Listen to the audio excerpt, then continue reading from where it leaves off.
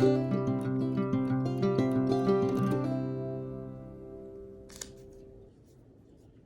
friends, welcome back to my channel. So I wanted to talk a little bit about the businesswoman Elizabeth Holmes. So you probably heard all about her trial that has been going on for the last few years and how she fooled so many people. And that is the main portion of why I wanted to film this video, because a lot of people say that people who don't want to take are conspiracy theorists or believe certain things that are currently happening right now, that they're really true and that they're actually happening. People like myself, or people like you if you're watching this, a lot of people who are actually informed are considered conspiracy theorists if they think someone is trying to conspire, hurt other people, or have an ulterior motive for the actions that they're currently taking right now. So that is the main purpose of this video, because I wanted to show you something. Usually I like to bring up a lot of historical things like Hitler that happened back in the 40s, how he was able to conspire against the Jews and get his fellow Germans against the Jews and conspire in a lot of different ways, use propaganda and feed people's mind lots of poison. So that's historical. We know that's historical, but I wanted to bring something that's current, that literally happened in our lifetime just a year or two ago, not very long ago, and the trial is still in fruition right now. So that is the main reason for this. So with that being said, that long intro to explain this video. So if you don't know about Elizabeth Holmes, it has been in the news, in the media, a whole lot. So it's basically this chick. She's like in her late 30s right now. She dropped out of Stanford or some university, and she was going into the medical field. So she had this bright idea to start a business. She probably was on the right track. Her heart was probably in the right place, but when you're 19 years old and you drop out of a university, you don't know everything. Trust me. I was 19 years old at one time and I thought I knew everything until I became my age right now, and I still realized I don't know a whole lot. So she didn't know anything, even though she thought she did. So she did this startup business called Theranos. She went into business with this other gentleman.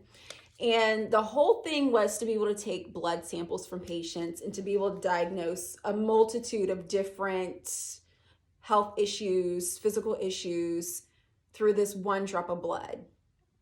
And it didn't work. You had to do lots and lots of research in order to come up with even just a minute accuracy.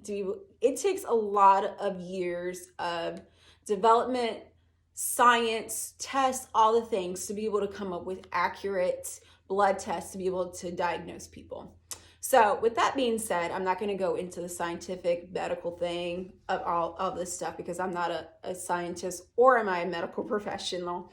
But anyway, so her tests were faulty, and she was able to speak her way through, talk her way through to different people high in authority, a lot of rich and famous people, and she got them to buy into what she was pushing. She got them to invest. Lots of people invested in her company called Theranos. Some of them you may know. Rupert Murdoch, he's a media mogul, owns Fox News. His family does. Also Henry Kissinger, you may know him, back in Richard Ford and Nixon during that time. Gerald Ford and Nixon during that time, during their presidency. He was the Secretary of State during that time period.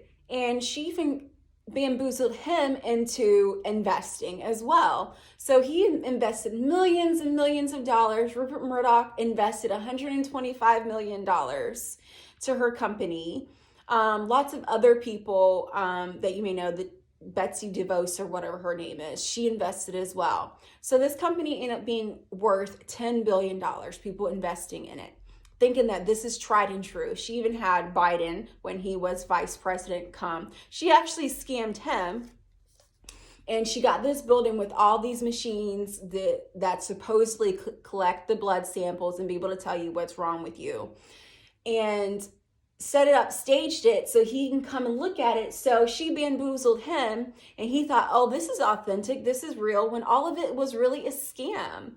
Her blood tests were a scam. There was a man that was diagnosed with something he didn't have, like diabetes, and he was far from being diabetic. So it was a whole faulty program. But she was able to bamboozle people into believing that she was authentic and everything was real and everything was credible.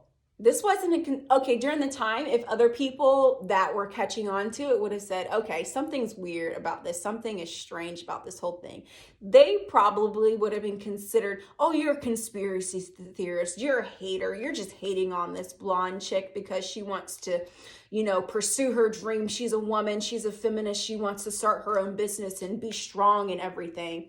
So those same people who were right and did their research and were skeptical and educated themselves would be just like how we are considered nutty people because we educate ourselves with what's currently going on right now. So, like I said, this all comes full circle. Comes full circle. Not too long ago, she got caught. So all these people who bought into this and invested into this, they were bamboozled. And those who didn't believe, that were probably labeled all kinds of different things, were right. So that is basically this whole story that I had told you, that it's a modern day story. It happens often, where not everything that's pushed out to you is authentic or even credible. So definitely remember that. And another thing that was really strange about the whole thing is this girl changed her voice to make it sound deeper than what it was. Everybody that knew her before thought that was really strange. She had a regular female voice like myself. But I also read a while ago, for public speaking, I read that women that have deeper, more solid voices are considered credible, strong, competent.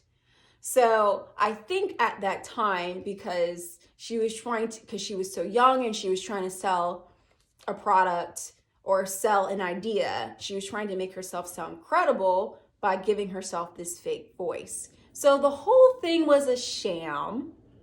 The whole thing was a charade, and people were fooled into believing it. You should really listen to it. I was like, what on earth? This girl sounds like a dude. She's talking like this, but really she sounds like a girl like me. And be like me all of a sudden talking like this, and then my next video I come on here like, hi friends. Craziness. So anyway, that was the main brunt of this video. Keep fighting the fight. Don't let people make you feel inferior for doing your research, investigating and educating yourself. Don't let them talk to you like you're some kind of conspiracy theorist, because you see what's behind all of the shenanigans that are currently being pushed on us as as facts, when they're really lies, as an agenda for something else. So, all right, that's it. That's all I wanted to say. I will link a story so you can read all about it. I'm pretty sure I left out some vital information, but I wanted to give you the gist of the story. But yeah, thanks so much for joining. Be sure to like, share, and subscribe. And see you next time.